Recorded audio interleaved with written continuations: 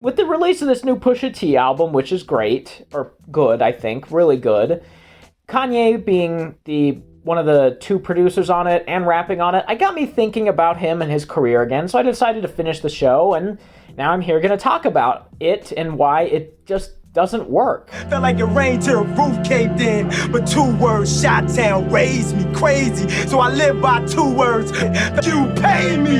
There's a decent amount of this that isn't about him.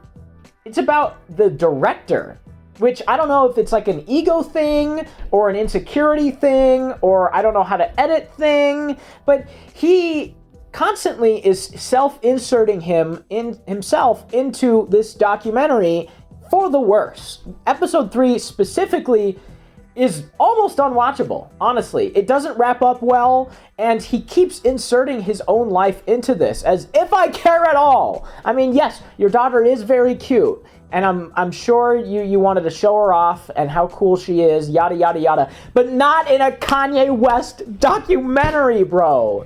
This is about Kanye. I'm here to learn about Kanye. I want to watch Kanye. I don't want to see your daughter.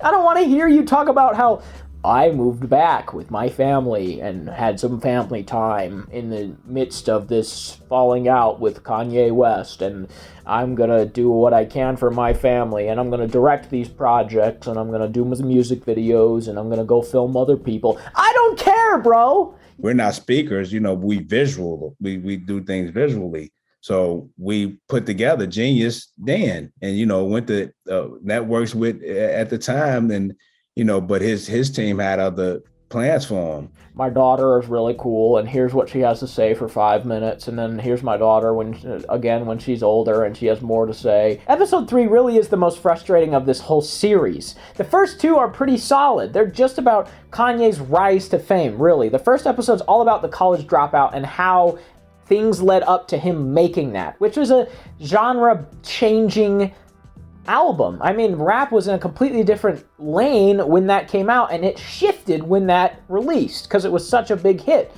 and it was so good. You need to appreciate every moment. A lot of people don't appreciate their moment until it's past. Everybody wants to know what I would do if I didn't win. I guess we'll never know. That's a great premise for a documentary, or at least an episode of a documentary. Honestly, that could have just been the documentary, just about the college dropout, if we're being honest. Then it continues past that into some of his other projects and into modern time with episode 3, and it's just not as interesting as the college dropout, because the college dropout episode is very inspirational for up-and-coming artists, I would say. It's all about how he made it. It's all about his relationships with the people and how he did press himself, and how everyone was trying to say, you're just a producer, you'll never be a rapper, you won't get a time of day, and we're going to keep delaying your album, all this stuff, all these hardship he had to overcome, him getting hit by a car and having his jaw wired shut, and then doing that Through the Wire song. All of that is like ripe material to bust a nut into and make something grow from it, and yet it's one episode in 3, and then it just peters out, like it doesn't know where to go. Man, just let me play Through the Wire for you, because I just want to see your reaction. I want to hear all y'all reactions y'all get. Because that's, no problem. Let's talk about the accident.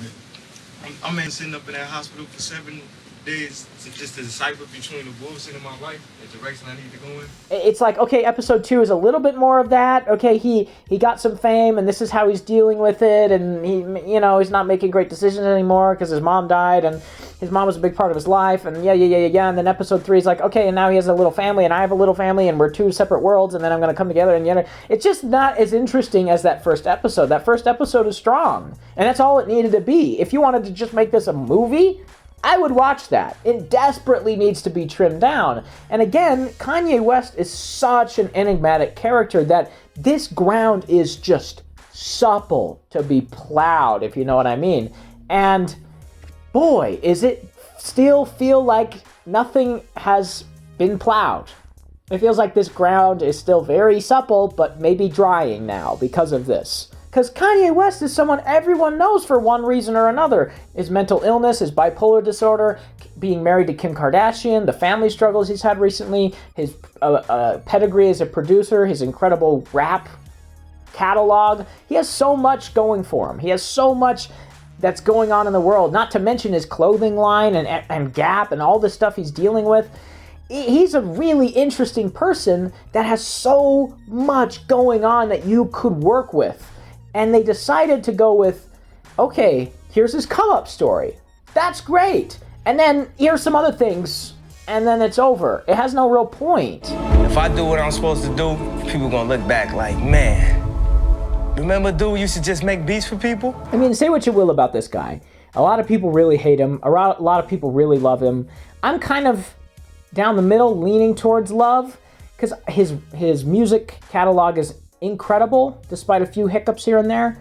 But his social life leaves a lot to be desired, obviously. He's very egotistical, he's very full of himself. He has the weight of the world on his shoulders in terms of being in the public eye. And he's made a lot of mistakes and said a lot of horrible, stupid, idiotic things and done a lot of horrible, stupid, idiotic things. Have you regretted anything that you've tweeted? Nope. Nothing. Never. You don't go, maybe I should have thought about that a little longer? What's the point of thinking? I'm really happy for you. I'm gonna let you finish.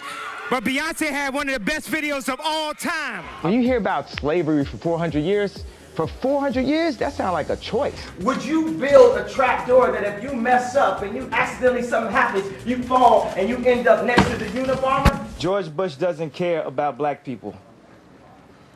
And that's why he's interesting. There are so many people out there that just kind of go about their business, and that's cool. But Kanye doesn't. And that is so much more interesting.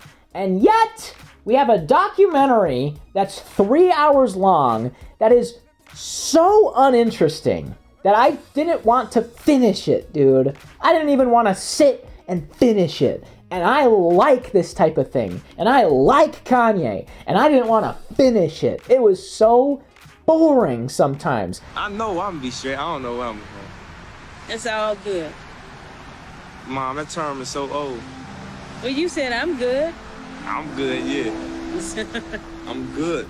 Awesome. She seems so great. I wanted to see more of her. I wanted to see more of the relationships he had. And in the end, it was just like, Kanye did this, and Kanye did that, and I followed him around, and then until I didn't, and then we got back together, and then that's the end of this documentary, and you just spent 3.5 hours of your life. It's frustrating. I know I'm like way late on this as well. This has been out for a long time, but I still felt like talking about it because, again, he's still in the public eye. He'll never leave the public eye, and every new thing that happens with him seems to one up the next thing. I don't know what's going to happen next. The man is an enigma.